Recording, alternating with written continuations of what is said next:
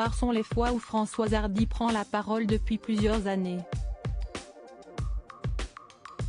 Avec la maladie, l'artiste de 79 ans préfère briser les silences pour la bonne cause.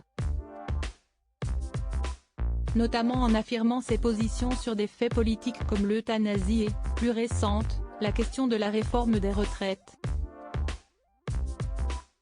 Contrairement aux nombreux artistes à avoir signé la tribune demandant son retrait immédiat, Françoise Hardy n'est pas opposée au nouveau fonctionnement proposé par Emmanuel Macron.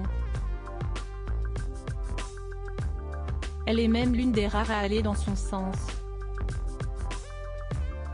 Dans les colonnes du journal du dimanche ce dimanche 9 avril, la maman de Thomas Dutronc ne s'est pas fait prier pour donner son opinion.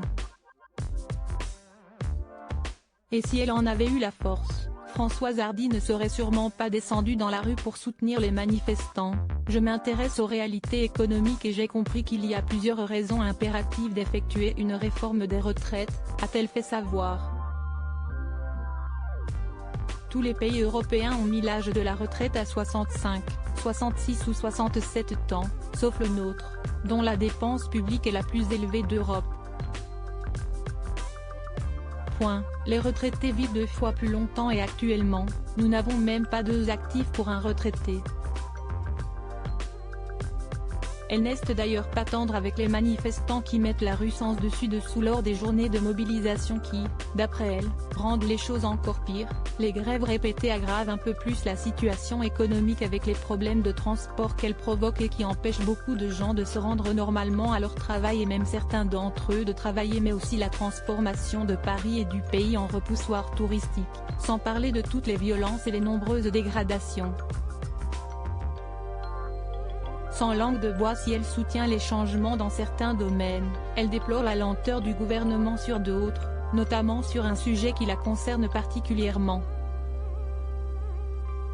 Le débat sur la fin de vie assistée qui vient néanmoins de connaître une ouverture, il était grand temps que, la France, se débarrasse de certains préjugés religieux. Ne pas aider à partir quelqu'un qui souffre le martyre d'une maladie incurable m'a toujours paru inhumain.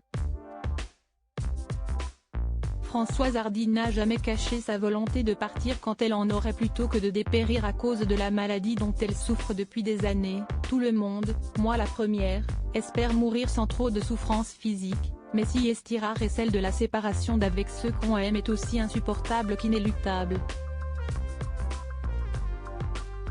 Malgré tout, son choix est fait.